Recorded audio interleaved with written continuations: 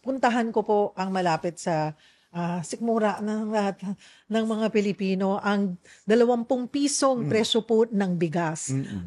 Sa huli niyo pong podcast with Katunying, sabi niyo nga, watch us sustain it. Sure. Paano po nagagawa ito ng gobyerno? Through subsidy?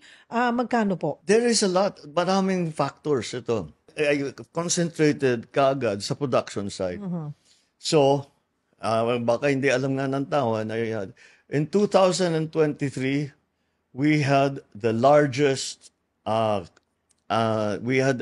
largest crop of palay in the history of the Philippines.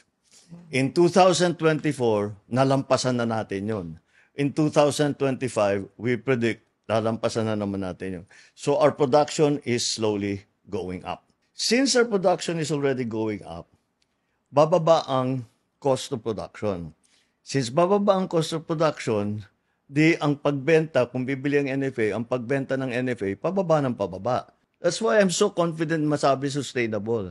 Kasi basta ipatuloy natin, magbigay tayo ng makinarya sa farmer, paggandahin natin lahat ng irrigation natin, mag-research tayo sa IRRI, sa UPLB, kung ano yung magagandang bagong variety, ano yung mga planting techniques ng mga bago, para lumaki, gumanda ng production side natin.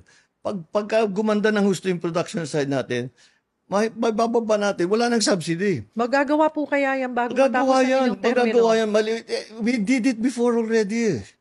Nag-export na tayo ng bigas . So why not do the same thing again? It's really, you help the farmers.